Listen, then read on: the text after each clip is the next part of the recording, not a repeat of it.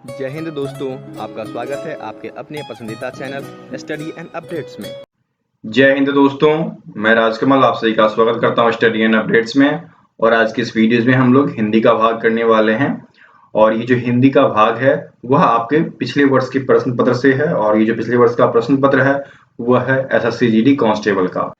और ये जो पेपर है वह आपके विभिन्न एग्जाम में उपयोगी सिद्ध होगा, चाहे आप tradesman, constable, head constable, driver या फिर अन्य प्रतियोगी परीक्षा की तैयारी कर रहे हैं। कहाँ कहाँ पर काम आएगा? आपके CISF, BSF, CRPF, Assam rifle, ITBP, NIA और एसएसबी के विभिन्न परीक्षा में काम आएगा। इन सभी परीक्षा में इसी प्रकार के हिंदी के प्रश्न पूछे जाते हैं।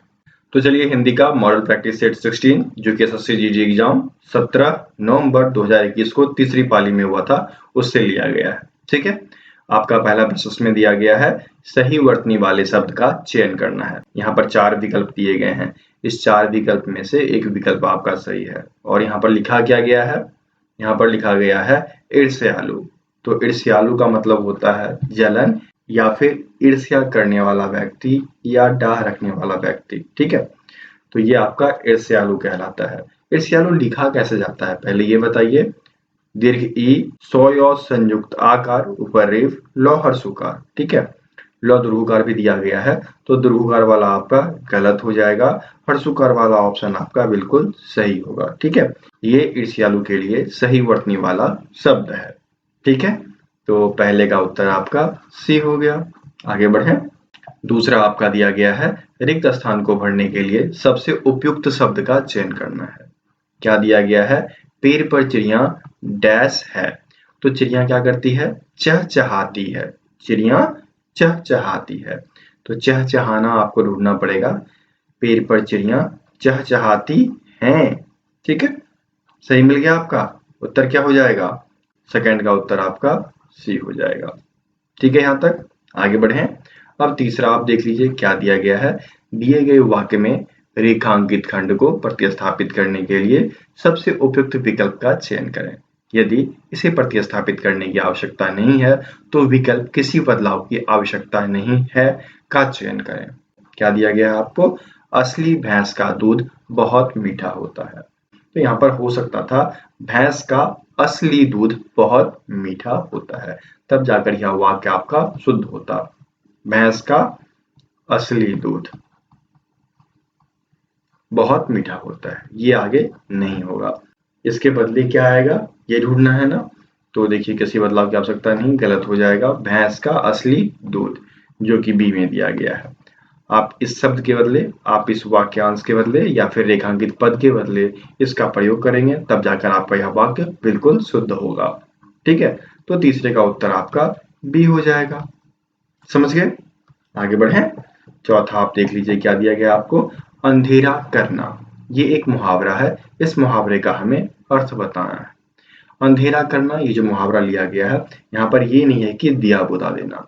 यहाँ पर ये है कि किसी जगह अन्याय करना या किसी व्यक्ति के साथ अन्याय करना, वह कहलाता है आपका अंधेरा करना। ठीक है, अब यदि आपसे कोई पूछ ले कि अंधेरा करना मुहावरे का अर्थ क्या होता है तो क्या बताएंगे आप?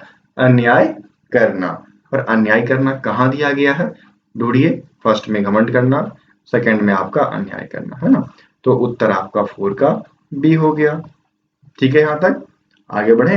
अब देख लीजिए पांचवा आपका दिया गया है आदर और निरादर करना। यह किस मुहावरे का अर्थ है यह बताना है। एक मुहावरा है उसका यह अर्थ है। देखिए आपको ऑप्शन में 4 मुहावरे दिए गए हैं। पान पत्ती तक सीमित होना, पान पनाही खिलाना, पान फूल पर रहना, पान फूल सा। अब इसमें देखिए ये जो खिलाना वाला शब्द है ना ये होना चाहिए। पान खिलाना जो है, पान खिलाना, इसका मतलब होता है आदर सत्कार करना। ठीक है, आदर करना या फिर सत्कार करना। और एक शब्द आपने सुना होगा पनाही। पनाही का मतलब होता है जूता चप्पल। ठीक है, जूता या चप्पल मारना किसी को, तो ये कहलाता है पनाही करना। तो यहाँ जो अर्थ दिया गया है उसमें क्या है, किसी का आदर भी किया गया है और उसका निरादर भी किया गया है। एक मंत्री का यदि आप उदाहरण ले लें तो मंत्री का कभी ना कभी हम क्या करते हैं, आदर सम्मान करते हैं, और जब वह गलत करता है तो उसे जूतों की माला पहनाई जाती है। ठीक है, इसका मतलब उसका निरादर भी करते हैं। तो ये कौन सा मुहावरा होगा, यह होगा आपका पान पनाही खिलाना। ठीक है, पान पनाही खिलाना। इस मुहावरे का अर्थ होता है आदर और निरादर करना। तो उत्तर क्या हो जाएगा आपका, 5वें का उत्तर आपका बी हो जाएगा। ठीक है, आगे बढ़ें। छठा आपको दिया गया है जो ना जाना गया हो। ये एक वाक्यांश है और इस वाक्यांश के लिए हमें एक शब्द देना है। जल्दी बताइए क्या होगा। जो न जाना गया हो वह चीज अज्ञात होती है। ठीक है, तो ढूंढिए अनजाना अतिथि ज्ञात अज्ञात, डी में दिया गया है। तो छठे का उत्तर क्या हो जाएगा, डी हो जाएगा। समझ गए यहां तक, आगे बढ़ें। सातवां आपको दिया गया है दिए गए वाक्य में रेखांकित खंड को प्रतिस्थापित करने के लिए सबसे उपयुक्त विकल्प का चयन करें। यदि इसे प्रतिस्थापित करने की आवश्यकता नहीं है तो विकल्प किसी बदलाव की आवश्यकता नहीं है का चयन करें। क्या दिया गया है आपको, अच्छे लड़के परिश्रमी होती हैं नहीं होते हैं होगा, तो यहाँ पर त्रुटिपूर्ण था ये, और इसके बदले हम होते हैं का प्रयोग करेंगे, तो होते हैं सी में दिया गया है। ठीक है, इससे क्या हो जाएगा, आपका जो यह वाक्य है यह बिल्कुल शुद्ध हो जाएगा। ठीक है, आगे बढ़ें। आठवां आपको दिया गया है इंद्र का समानार्थी। तो इंद्र का पर्यायवाची जल्दी से बताइए। इंद्र का पर्यायवाची आपका सुरेंद्र होता है, अमरेश होता है, पाशव होता है, देवराज होता है। देवराज इंद्र कहते हो ना आप, देवों के देवता। उसके बाद आपका सुरेश होता है, उसके बाद आपका हरि होता है, उसके बाद आपका वृषा होता है। ठीक है, उसके बाद आपका नागपति भी होता है, नागपति, सुरराज भी कहा जाता है, इत्यादि। ठीक है, बहुत सारे होते हैं इंद्र देवता के पर्यायवाची। तो इनमें से कोई दिया गया आपका, देखिए ईश्वर देवराज, देवराज आपको बी में दिया गया है, देवराज इंद्र को कहा गया है, तो 8वें का उत्तर आपका बी हो जाएगा। ठीक है, समझ गए यहां तक, आगे बढ़ें। 9वां देखिए आपका दिया गया है दिए गए वाक्य का वह भाग ज्ञात करें जिसमें कोई त्रुटि है। यदि कोई त्रुटि नहीं है तो कोई त्रुटि नहीं है चुनना है आपको। क्या दिया गया है, अन्य वर्ष के समान इस वर्ष भी फसल अच्छी रही। देखिए ये और ये आपका बिल्कुल शुद्ध है, लेकिन अन्य वर्ष नहीं होगा, यहाँ पर क्या होना चाहिए, विगत वर्ष। ठीक है, विगत वर्ष के समान, अर्थात बीते हुए वर्ष के समान इस वर्ष भी फसल अच्छी रही। तो त्रुटिपूर्ण आपका पहला वाला हो गया, ये हिस्सा ना अन्य वर्ष के, तो अन्य वर्ष के आपके ए में ही दिया गया है। उत्तर क्या हो जाएगा, 9 का उत्तर आपका ए हो जाएगा, यह आपका त्रुटिपूर्ण है। ठीक है, 10वां आपको दिया गया है दिए गए वाक्य में रेखांकित खंड को प्रतिस्थापित करने के लिए सबसे उपयुक्त विकल्प का चयन करें। यदि इसे प्रतिस्थापित करने की आवश्यकता नहीं है तो विकल्प किसी बदलाव की आवश्यकता नहीं है का चयन करें। क्या दिया गया है वाक्य, वह मुझे अनंत काल से नहीं मिला। यहाँ पर हम अनंत काल की जगह कुछ दूसरा प्रयोग कर सकते हैं, बिल्कुल कर सकते हैं, चीरकाल। ठीक है, चीरकाल का प्रयोग किया जाता है, चीरकाल, बहुत पुराने समय से। आपने और भी वाक्य सुना होगा जैसे कि चीरकाल से प्रथा चली आई है, तो मतलब पुराने समय से चली आई है, बहुत समय से। ठीक है, तो चीरकाल का आप प्रयोग यहाँ पर करेंगे तो आपका वाक्य जो है वह बिल्कुल शुद्ध हो जाएगा। तो 10 का उत्तर आपका सी हो जाएगा। ठीक है, समझ गए यहाँ तक, आगे बढ़े। 11वां आपको दिया गया है रिक्त स्थानों को भरने के लिए सबसे उपयुक्त शब्द का चयन करें। क्या दिया गया है, परिवर्तन डैश का नियम है। परिवर्तन जो है वह प्रकृति का नियम है। ठीक है, समय के साथ सब कुछ बदलता रहता है, यह जो है प्रकृति का नियम है। ठीक है, तो 11वें का उत्तर आपका सी हो गया। आगे बढ़े। 12वां आपको दिया गया है दोपहर के बाद का समय। 12 बजे के बाद का समय क्या कहलाता है, यह आपका अपराह्न कहलाता है। आप जो है एक बात का गांठ बांध लो, यदि 12 बजे मध्य रात्रि से लेकर 12 बजे दिन तक का समय दिया जाता है तो वह पूर्वाह्न कहलाता है। ठीक है, और ठीक 12 बजे दोपहर के बाद से लेकर 12 बजे रात तक का समय जो होता है वह अपराह्न कहलाता है।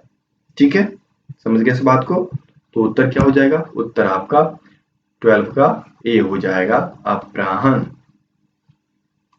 ठीक है, यहां तक आगे बढ़े। 13वां आपको दिया गया है कौन सा विलोम युग्म जो है वह सुलमित नहीं है। यहाँ पर आपको दिया गया है अंगीकार। अंगीकार का जो विलोम होता है वह अस्वीकार होता है, स्वीकार में। ठीक है, अस्वीकार। तो ये आपका पहले वाला गलत हो गया। दूसरा अधम उत्तम दिया गया है, बिल्कुल सही। अवनत, उन्नत, अकाम, सकाम, बाकी के 3 सही हैं। आपका ए वाला ही युग्म जो है वह सुलोमित नहीं है, तो उत्तर आपका ए हो जाएगा यहाँ पर। समझ गए? मैं आपको बता दूं कि इन सभी के फ्री मॉक टेस्ट जो है studyandupdates.in स्टडी एंड updates.in पर डाले जाते हैं। इन सभी के लिंक जो है आपको डिस्क्रिप्शन बॉक्स में मिल जाएंगे, या आप गूगल पे इन्हें सर्च कर SSC प्रीवियस ईयर पेपर पे चले जाइए, आपको सब मिल जाएगा। वहां से आप एग्जाम दे सकते हैं और अपना अंकन कर सकते हैं कि आपको कितने मार्क्स प्राप्त होते हैं। ठीक है, चलिए प्रश्न पे आ जाए। 14वां आपको दिया गया है दिए गए शब्द के समानार्थी शब्द का चयन करें। यहाँ पर दिया गया है तुरंगी। देखिए तुरंग, ठीक है, तुरंग आप जानते हो है घोटक, है ना, घोड़े के लिए प्रयोग लाया जाता है।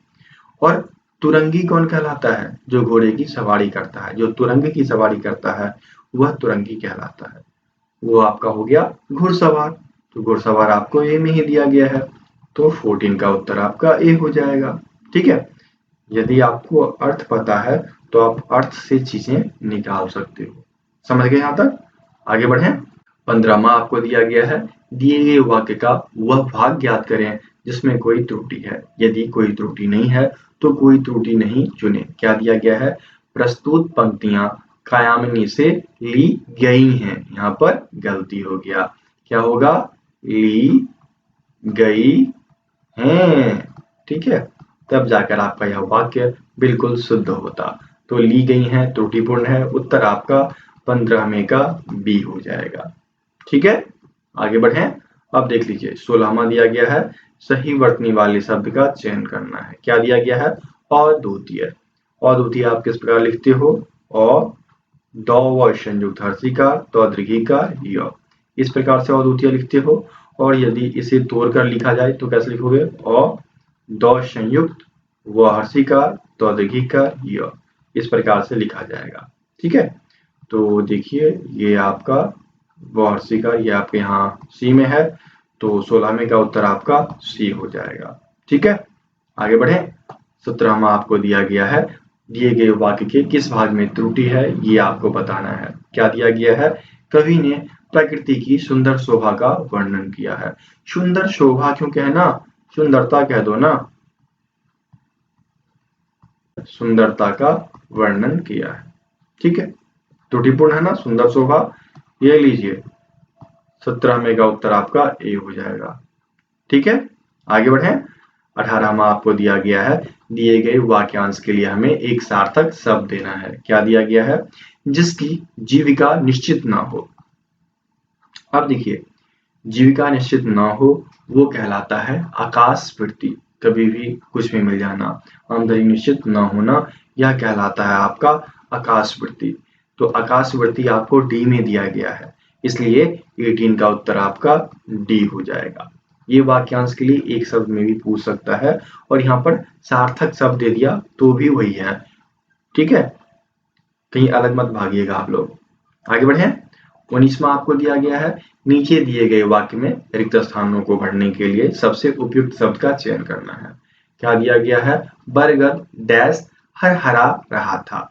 देखिए जब बरगद के पेड़ में तेज की हवा चलती है तो उसके सूखे पत्ते और टहनियां आपस में टकराते हैं तो झनझन की ध्वनि आती है। तो वह झनझन की ध्वनि जो है वह झाए झाए कहला जाएगी। ठीक है, बरगद झाए झाए हरहरा रहा था।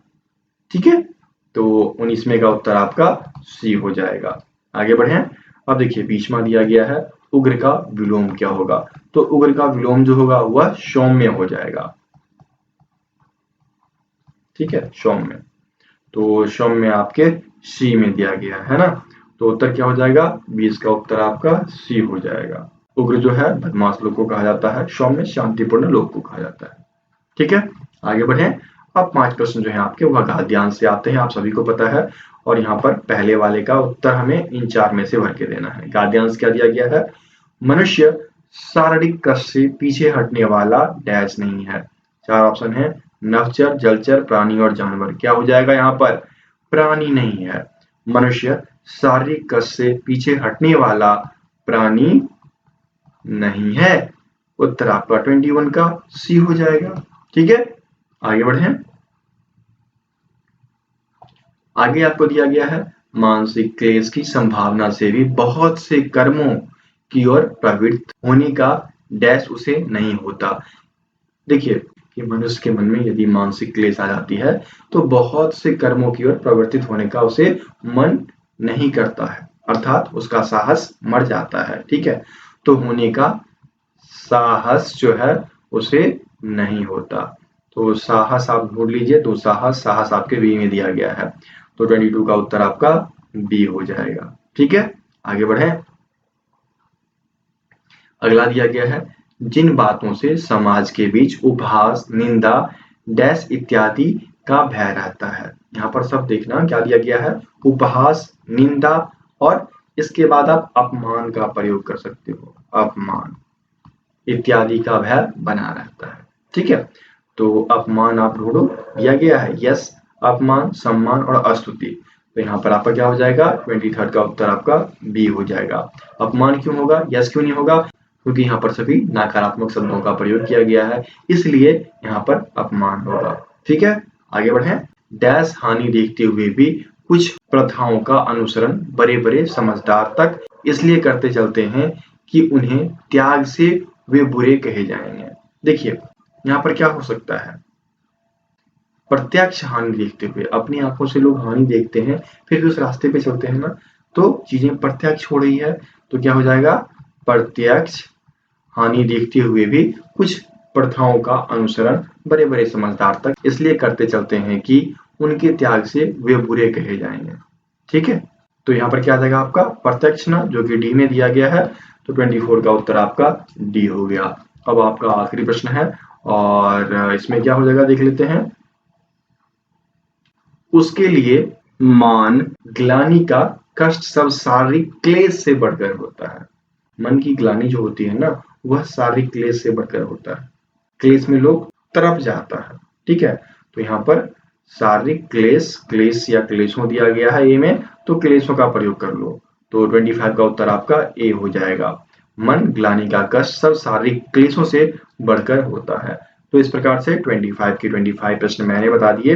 अगला प्रश्न जो है वो आज के सवाल के रूप में है और प्रश्न आपका ये रहा, पांव उखड़ना, इस मुहावरे का सही अर्थ क्या है, ये आपको कमेंट बॉक्स में कमेंट करना है। ठीक है, 4 ऑप्शन दिए गए हैं, इन 4 में से एक ऑप्शन सही है, ये आपको कमेंट बॉक्स में कमेंट करना है। जितने कमेंट करेंगे उतनी जल्दी वीडियो जाया करेगा।